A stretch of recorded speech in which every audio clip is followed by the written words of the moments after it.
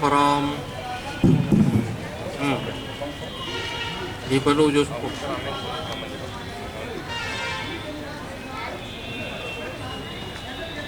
ఒక విశేషమైన ప్రత్యేకమైన సందర్భంలో మనమంతా ఇక్కడ కలిసాం.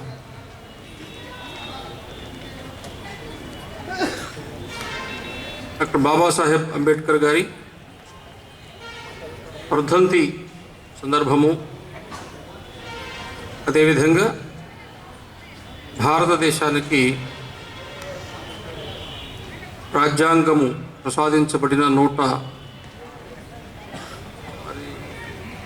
రాజ్యాంగ దినోత్సవం 125వ జన్మదినోత్సవం వర్ధంతి. వారు జన్మించిన సందర్భంగా 125 సంవత్సరాలు. ఆ సందర్భంగా రాజ్యాంగ దినోత్సవం మన పార్లమెంట్లో చేశారు. ఈరోజు వర్ధంతి కార్యక్రమం. మొన్న పార్లమెంట్లో అంబేద్కర్ గారి గురించి చాలామంది చాలా విషయాలు మాట్లాడారు. ఇంత వయసు వచ్చే వరకు ఇప్పటి వరకు పత్రికల ద్వారా కావచ్చు, ప్రచార సాధనాల ద్వారా కావచ్చు, సాహిత్యం ద్వారా కావచ్చు, ఉపన్యాసాల ద్వారా కావచ్చు, ఇంతకాలం అంబేద్కర్ గారి గురించి మనం ఏం తెలుసుకున్నామో,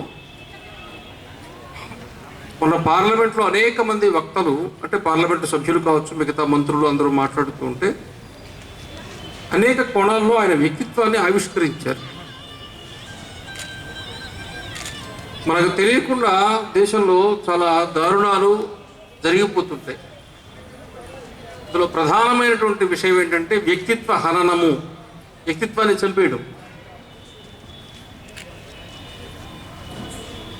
తక్కువ చేయటం, అవసరమైన మేరకు చూపించటం, అవసరమైన మేరకే ప్రస్తావించటం, అంతవరకే చెప్పటం, అంతవరకే వాడుకోవటం. అంబేద్కర్ గారి పేరుని ఎంతవరకు వాడుకుంటే మనకు ప్రయోజనమో అంతవరకు వాడుకోవడం, అంతే. అంతకు మించి ఇంకేం చెప్పకూడదు, ఇబ్బందులు వస్తాయి.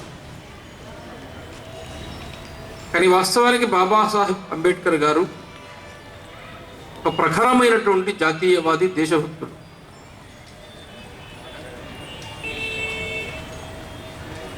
అంబేద్కర్ గారు ఏ కులంలో జన్మించారు, ఇంకొక సంస్కర్త ఏ కులంలో జన్మించారు, ఈ చర్చ అవసరం లేదు. ఈ భారతదేశం యొక్క విశేషం ఏంటంటే సంస్కర్తలు అందరూ అన్ని కులాల్లో జన్మించారు. వాళ్ళ కులం లేదు. వాళ్ళందరి ఆదర్శము, అందరి ఉద్దేశము, అందరి స్పందన ఒకటే, సమాజంలో అందరూ కలిసి సమరసతతో జీవించాలి, జన్మించారు.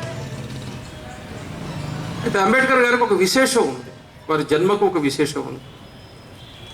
మీరు మామూలుగా మన పురాణాల్లో చదివితే, పురాణాల్లో ఎప్పుడు కూడా ఒక రాక్షసుడు వస్తాడు.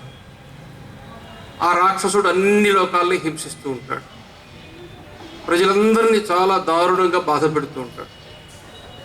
అప్పుడు ఆ సమాజము తనకు ఓపిక ఉన్నంత వరకు, శక్తి ఉన్నంత వరకు ఆ రాక్షసుడు ఎదుర్కొంటుంది. ఇక తమ దగ్గర శక్తి లేదు అన్నప్పుడు వాళ్ళు ఏం చేస్తారంటే, వాళ్ళందరూ కలిసి ఈ రాక్షసుడి బారి నుంచి మమ్మల్ని కాపాడమని దేవేంద్రుడి దగ్గరికి పోతారు. ఆ రాక్షసుడిని చంపడం నా వల్ల కాదు అని చెప్పి దేవేంద్రుడు వీళ్ళందరినీ వెంట పెట్టుకొని శివుడి దగ్గరికి పోతారు. శివుడు దేవేంద్రుడు కలిసి వీళ్ళందరినీ వెంట పెట్టుకొని బ్రహ్మ దగ్గరికి పోతారు. బ్రహ్మ కూడా వీళ్ళంతా కలిసి అందరూ కలిసి విష్ణువు దగ్గరికి పోతారు. మహావిష్ణువు ఏదో ఒక అవతారం ఎత్తి ఆ రాక్షసుడిని చంపేస్తాడు. ప్రతి పురాణంలో కథ ఇదే ఉంటుంది. ఇందులో 2 అంశాలు ఉన్నాయి. ఒకటి,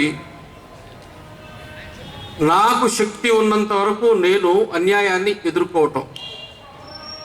2, శక్తి లేనప్పుడు సంఘటితంగా ఆ అన్యాయాన్ని ఎదిరించడానికి ఒక ఆధారాన్ని పట్టుకొచ్చుకోవటం. ఇవి 2. ఇక్కడ ఒక విచిత్రమైన పరిస్థితి ఉంది ఈ దేశంలో. గత 5000 సంవత్సరాలుగా చేయని పాపానికి శిక్ష అనుభవించినటువంటి వర్గాలు మన దేశంలో ఉండేటువంటి దళితులు ఏ పాపం చేయలేదు. వాళ్ళ పొరపాటు ఏం లేదు, వాళ్ళు ఏం తప్పు చేయలేదు, వాళ్ళు ఏం లోపం లేదు. కానీ వాళ్ళు శిక్షించబడ్డారు, శోషించబడ్డారు, పీడించబడ్డారు, అవమానించబడ్డారు, దోచుకోబడ్డారు. కాబట్టి వాళ్ళు తిరిగి దాన్ని ఎదుర్కొనేటువంటి శక్తి సామాన్య సమాజంలో ఉండేటువంటి శక్తి లేదు. క్షణక్షణం అణిచేస్తుంటే ఎక్కడ తిరుగుతుంటాడు. తమకు ఎదుర్కొనే శక్తి లేదు, ఏదో ఒక దేవుణ్ణి పట్టుకొచ్చుకునేటంతటి అవకాశము లేదు. అందుకనే భారతదేశంలో 5000 సంవత్సరాలుగా చేయని పాపానికి శిక్ష అనుభవించిన కోటాను కోట్ల మంది దళిత హైందవ సోదరుల హృదయాలలో ఉండేటువంటి ఆవేదన, ఆక్రోశము, బాధ, శోకము ఇవన్నీ కుప్పగా పోస్తే, ఆ కుప్పకే ప్రాణము పోస్తే, ఆ ప్రాణమే ఒక రూపము సంతరించుకుంటే, ఆ రూపమే డాక్టర్ బాబాసాహెబ్ అంబేద్కర్.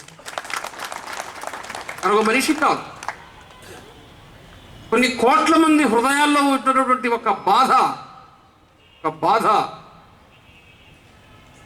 ఒక ఆక్రోశం, ఒక అవమానం, వాటన్నింటికి రూపుదాల్చుకున్నటువంటి ఒక మూర్తిమత్వమే అంబేద్కర్ గారు.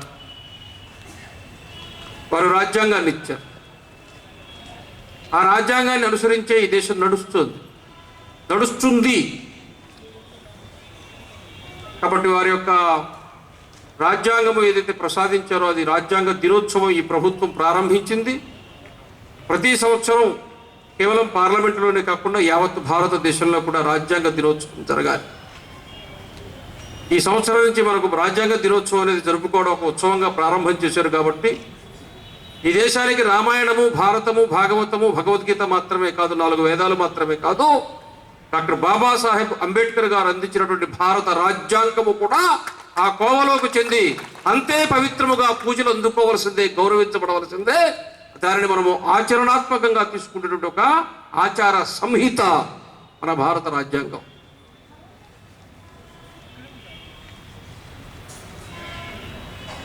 ఎక్కువ విషయాల్లోకి వెళ్ళారు. శ్యాంప్రసాద్ గారు చాలా విషయాలు చెప్పారు, ప్రసాద్ గారు కూడా అనర్గళంగా చాలా విషయాలు చెప్పారు.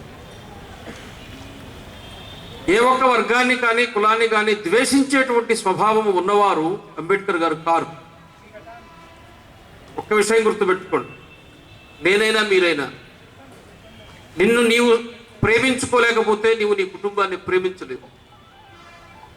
నిన్ను నీవు ప్రేమించుకోలేకపోతే నీ సమాజాన్ని నీవు ప్రేమించలేవు. నీ కులాన్ని ప్రేమించలేవు, నీ మతాన్ని ప్రేమించలేవు, నీ దేశాన్ని ప్రేమించలేవు. ఒకవేళ దళితుల్నే అంబేద్కర్ గారు ప్రేమించారు అంటే అదే సత్యమైతే ఆయన భారత జాతిని ప్రేమించింది కూడా సత్యమే. ఒకవేళ దళితుడిని ప్రేమించాడు అనేది సత్యమైతే అయితే బ్రాహ్మణుణ్ణి ప్రేమించాడు అనేది కూడా సత్యం. ఒకరిని ప్రేమించిన హృదయం ఇంకొకరిని ద్వేషించడానికి అంగీకరించే ప్రసక్తే లేదు. ఫలానా వాళ్ళు ద్వేషించారు కదా అని మీరు అనవచ్చు. ఆ ద్వేషించే వాళ్ళు వీళ్ళనే కాదు, వాళ్ళు ఎవరినైనా ద్వేషిస్తారు. వాళ్ళు ఏ కొందరినో ఉద్ధరించే కార్యక్రమం ఎప్పుడు చేయలే.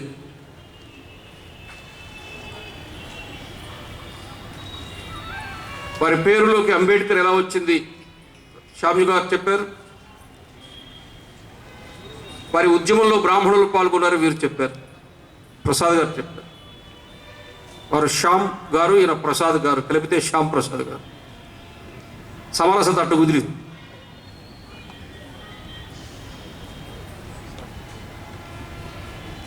డాక్టర్ బాబాసాహెబ్ అంబేద్కర్ గారు 2వ పర్యాయము అమెరికాకు చదువుకోవడానికి పోతే ఆయన భార్య, ఆయన అప్పటికే చాలా చదువుకున్నారు, ఇక్కడికి వచ్చారు, ఒక సంస్థానంలో ఉద్యోగం చేశారు, తిరిగి మరలా అమెరికాకు పోయారు, చదువుకుంటున్నారు. అప్పటికే పేరు ప్రతిష్ట ఉంది ఆయనకి.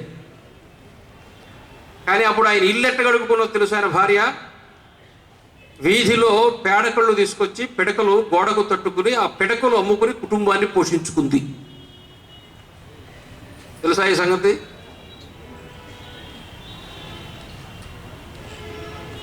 అటువంటి కఠినమైన జీవితం గడిపేటువంటి పూరి గుడిసెలో నుంచి 122 కోట్ల మంది భారతీయులు ఆచరించుకున్నటువంటి భారత రాజ్యాంగం పుట్టిందనే సంగతి మర్చిపో.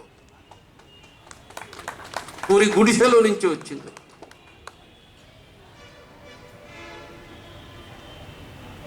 ఆమె చనిపోతే తిరిగి అంబేద్కర్ గారు 2వ వివాహం చేసుకున్నారు. ఎవరిని? సబితా అంబేద్కర్. సబిత ఎవరు? బ్రాహ్మణ అమ్మాయి. చివరి దశలో మంచం మీద పడి లేవలేని స్థితిలో ఉంటే అన్ని రకాల సేవలు చేసింది సబిత. 2 ఉదాహరణలు చెప్తా మీకు.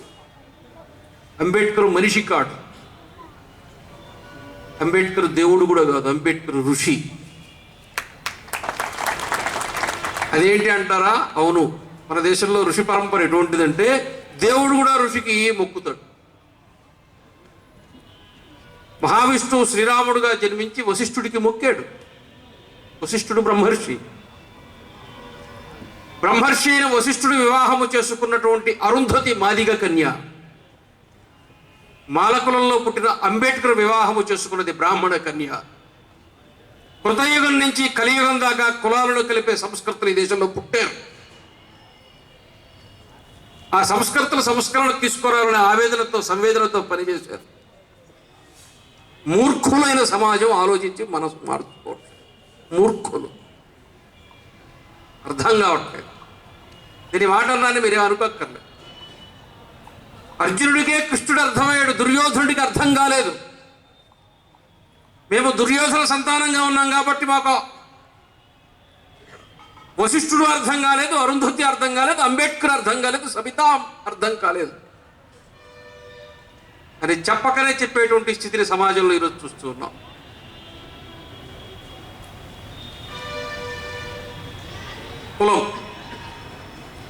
కులము అనే పేరు చెప్పగానే అందరూ వెంపర్లాడాల్సిన అవసరము, భయపడాల్సిన అవసరము, బాధపడాల్సిన అవసరం లేదు.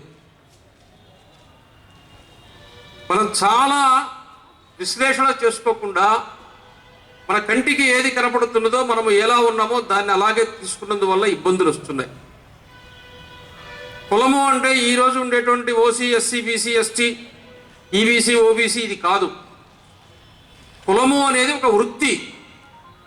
వృత్తి వల్ల చేకూరేది భృతి. భుక్తి. నీవు ఏ పని చేస్తావో ఆ పని వల్ల నీవు కడుపు నింపుకుంటావు, భార్యాబిడ్డలు పోషించుకుంటావు. వృత్తి ద్వారా వచ్చేది భృతి. నువ్వు కష్టపడి పని చేస్తే వచ్చేది భృతి, జీతము, కూలి. ఆ భృతి వల్ల ఏర్పడేటువంటిది భుక్తి, భోజనం. కాబట్టి వృత్తి అంటే భుక్తి. కానీ ఆ పని ఏమై ఉన్నది? ఆ పని ఏదో ఒక శాస్త్రాన్ని కలిగి ఉంది.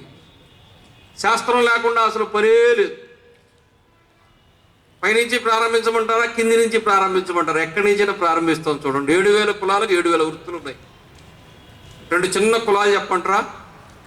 బొక్క వాళ్ళు ఉన్నారు. బొక్క అనే ఒక కులం ఉంది, తెలుసా మీకు? బొక్క. మీరు హోలీ పండుగ ఆడుకుంటే, మీరు దేవాలయంలో పూజ చేస్తే, మీ ఇళ్ల ముందు ముగ్గులు వేసుకుంటే రంగులు వేసుకుంటారా? ఆ రంగులు తయారు చేసి అమ్ముకోవడానికి ఒక కులం ఉంది, అవునా?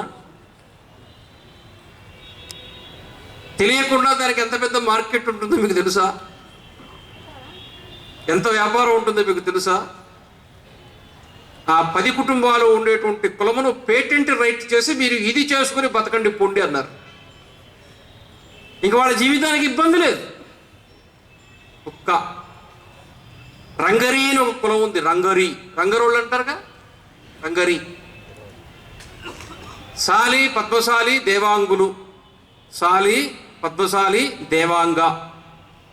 ఇవి 3 వస్త్రాలు నేసేటువంటి పని చేస్తారు. రకరకాల వస్త్రాలు నేస్తారు. నిన్ననే ఎక్కడో పేపర్లో చదివాం. ఎర్రచందనంతో వస్త్రం మీద చిత్రాలు వేసినటువంటి ఒక స్థితి. ఈ 3 కులాల వాళ్ళు తయారు చేసిన వస్త్రాలలో దేనికైనా రంగు అద్ది, రంగు కలిగిన వస్త్రంగా తయారు చేయాలంటే వాళ్ళు రంగు అద్దరు. దానికి ఒక కులం ఉంది. ఆ వస్తువుని వీళ్ళకిస్తే వీళ్ళు రంగు అద్ది ఆరబెట్టి మడిచి దీన్ని మార్కెట్ చేస్తారు. రంగు అద్దడానికి ఒక కులం ఉంది. మీరు కారు కొనుక్కుంటే బేరింగులు అమ్మేవాడు వేరు, బెల్టులు అమ్మేవాడు వేరు, బల్బులు అమ్మేవాడు వేరు, బ్యాటరీ అమ్మేవాడు వేరు, పంచిరేసేవాడు వేరు, మళ్ళీ వాడు టైరు బిగించడు. ఇప్పుడు చాలా పెద్ద సమస్య వచ్చింది దేశంలో. డ్రైవర్కి ఏమో టైరు ఓడదీయడం రాదు, మెకానిక్ ఏమో ఓడదీయడు. వాడు రాడు, వాడు కారు దగ్గరికి రాడు.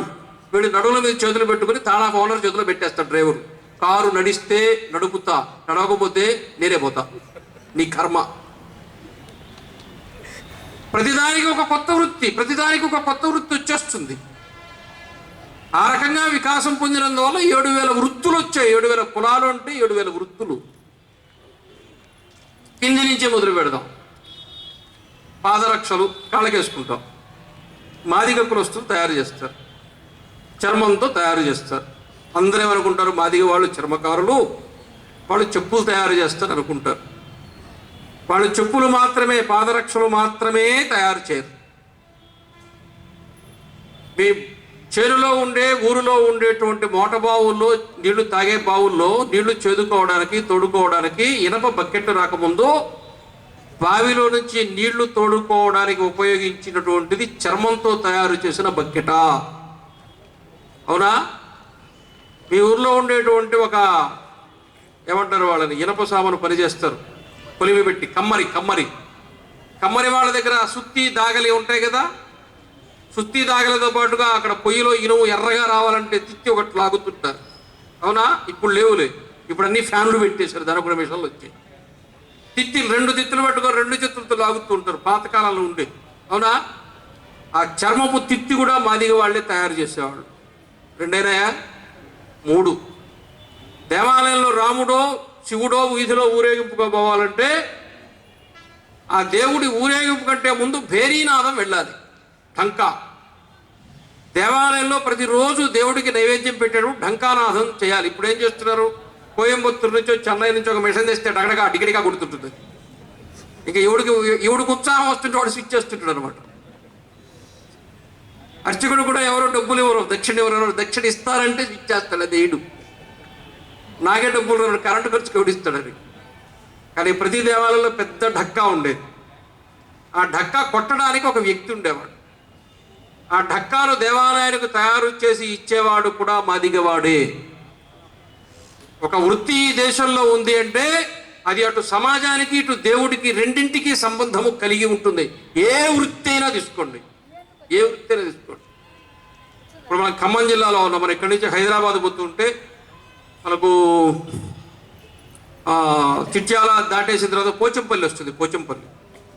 పోచంపల్లిలో ఉండేటువంటి సాలెలు 48 మూరలు ఉండేటువంటి ఒక ధోతిని ప్రతి సంవత్సరం నేసి శ్రీశైలంలో మల్లికార్జునుడికి వీళ్ళు తీసుకొని పోయి ఇవ్వాలి. తెలుసా?